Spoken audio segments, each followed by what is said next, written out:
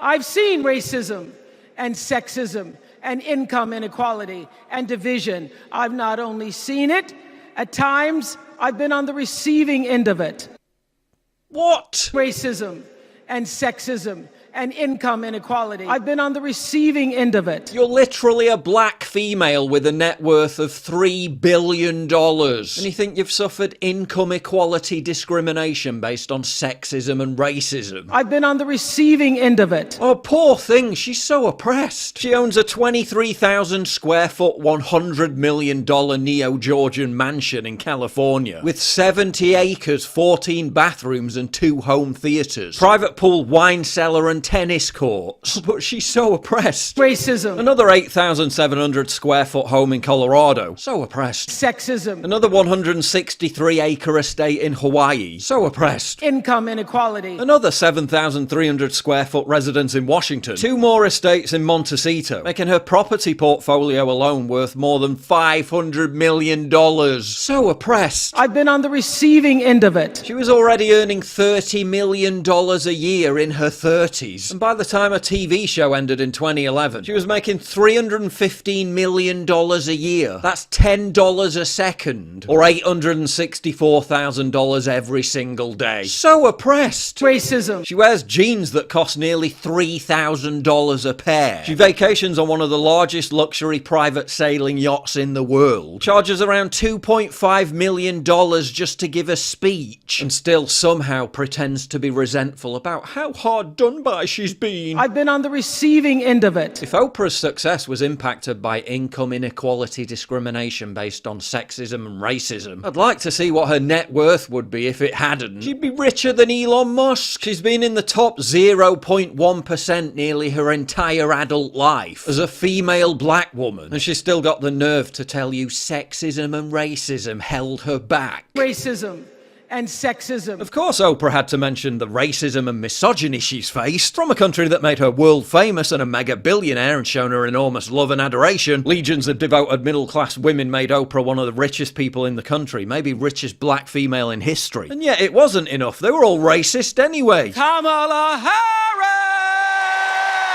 The media responded to Oprah's speech with their usual flair for impartiality by calling it no nonsense, despite it being literally the epitome of nonsense. Let us choose common sense over nonsense. Oh yes, good old common sense. From the party of men can get pregnant, toddlers should be able to choose their own gender, and 5-year-old children should be given sex education in kindergarten. Just good old down-home common sense. Just plain common sense. I'm a busy boy and I don't always have much time for breakfast. And let's face it, if you're in a hurry, the options can be a bit bland and basic. Until now. What if I told you there was a cereal with 0 sugar that was also high protein, keto friendly, with no artificial ingredients and great for a low carb lifestyle? You'd say I was making it up, and I'd say, give me that magic spoon. It's got all that great taste you remember from childhood, but with grown up ingredients. Now this is what I'm talking about.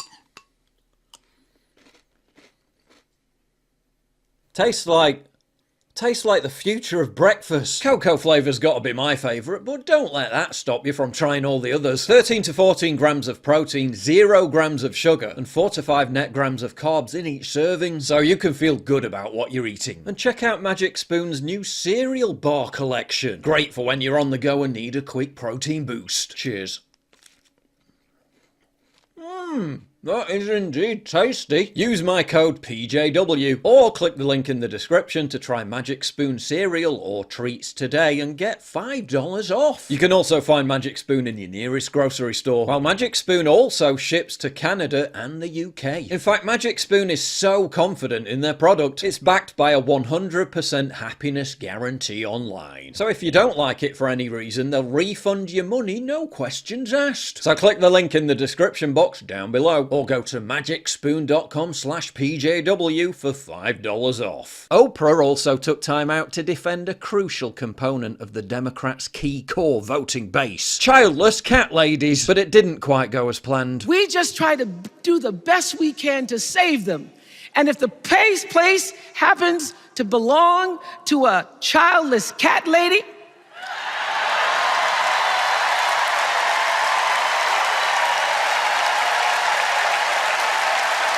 Awkward. The DNC also continued to subject us to the absurd fallacy that the Democrats are the party of the people. Challenge the people at the top and empower the people at the bottom. They're really going to hold the corporate elite to account, while literally being bankrolled by them as their overlords watched down from above at this very conference. A big theme here at the DNC is that they're going to go after corporate gouging, and they're going to go after corporations, whether it's in taxes, largesse, loopholes. Let me reveal a reality to you that has to be spoken to here, okay? Greg, look at the ring of sweets, okay? This is not unique to Democrats. There is a game of money. When people talk about uniparty, we are strangled by the money reality in our politics. Those suites start at 500 grand. You think there's like a teacher group up in there? You think it's like the Cub Scouts of Columbia County, South Carolina, that's up in those boxes? Because that's the game. You pay to play. Those boxes are filled with the same people that they say they're going to regulate.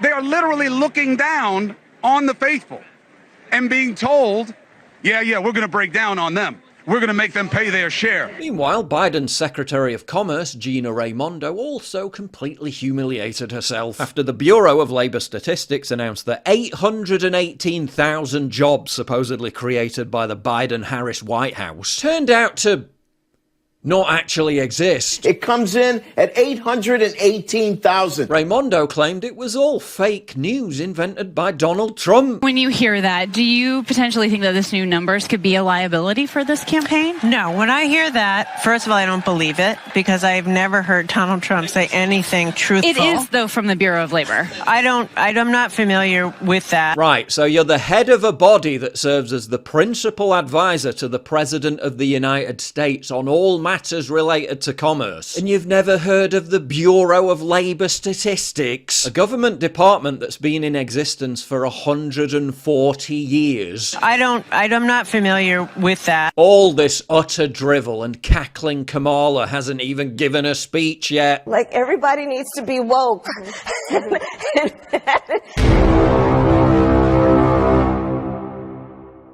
If you value what I do and you want to help support me, please visit pauljosephwatson.locals.com and either pledge a one-time donation or subscribe to join my community, get early access videos, and message me directly. And exclusive live streams coming soon too. Promise. Check out the Locals link down in the description. And don't forget to take a look at the brand new website, modernity.news. That's where you'll find all my content, including exclusive articles. That's modernity.news.